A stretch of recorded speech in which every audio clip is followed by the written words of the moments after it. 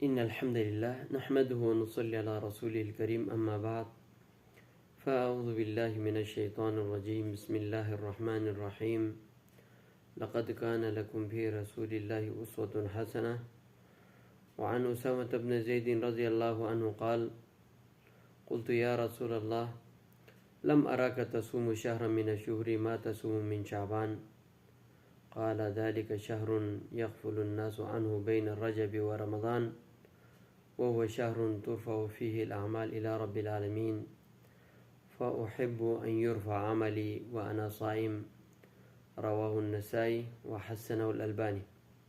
محترم بھائیو، یہ مہینہ شعبان کا مہینہ ہے، ایک مبارک مہینہ ہے جس کے اندر اللہ کے پیارے نبی علیہ الصلاۃ والسلام سے کثرت کے ساتھ روزہ رکھنا ثابت ہے۔ حضرت اسامہ بن زید رضی اللہ تعالیٰ عنہ ایک دفعہ اللہ کے پیارے نبی سے سوال کرتا ہے، یا رسول اللہ لم اراک تصوم شہرا من الشہور ما تصوم من شعبان،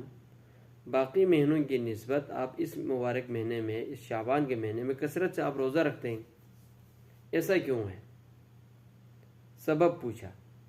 تو پیارے نبی علیہ الصلاۃ والسلام فرماتے ہیں ذالک شہر یغفل الناس عنہ بین الرجب و رمضان، یہ ایک ایسا مہینہ ہے لوگوں کو پتہ ہی نہیں اس کی اہمیت، اس کی فضیلت، جو رجب اور رمضان مبارک کے درمیان یہ مہینہ واقع ہے۔ ترفع فیہ الاعمال الی رب العالمین وہو شہر ترفع فیہ الاعمال الی رب العالمین، یہ ایک ایسا مہینہ ہے جس میں ہمارے اعمال اللہ کو پیش کیا جاتا ہے۔ فأحب ان یرفع عملی وانا صائم، میں چاہتا ہوں میرا اعمال اللہ کو پیش کیا جائے اور میں روزے کی حالت میں ہوں۔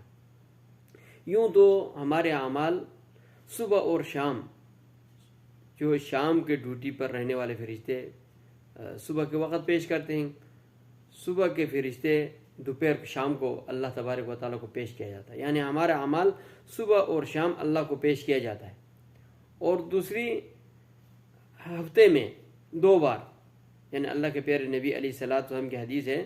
کہ یوم الاثنین اور یوم الخمیس کو، پیر اور جمعرات کے دن ہمارے اعمال اللہ کو پیش کیا جاتا ہے۔ اور ایک سالانہ ہے، شعبان کے مہینے میں ہمارے اعمال اللہ کو پیش کیا جاتا ہے، یعنی اس سے ہمیں یہ پتہ چلتا ہے ہمارے اعمال روزانہ بھی اللہ کو پیش کیا جاتا ہے، ہر ہفتے میں 2 بار اللہ کو پیش کیا جاتا ہے، ہر سال کے اندر شعبان کے مہینے میں ہمارا اعمال اللہ کو پیش کیا جاتا ہے۔ تو محترم بھائیو، یہ مبارک مہینہ جس کے اندر ہمارے اعمال اللہ کو پیش کیا جاتے ہیں پورے ایک سال کا،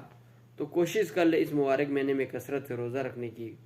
اور کم سے کم نماز کو باجماعت ادا کرنے کی، نوافل پڑھنے کی، زیادہ سے زیادہ نیک اعمال کرنے کی، تاکہ ہمارے اعمال بھی اللہ کو پیش ہو اور ہم عمل کر رہے ہوں، نیک ہو، نیک صالح نیک عمل کر رہے ہوں، تو اللہ تبارک و تعالیٰ اس اعزاز میں، اس مہربانی میں ہمیں معاف کر دے۔ اللہ تبارک و تعالیٰ عمل کی توفیق دے۔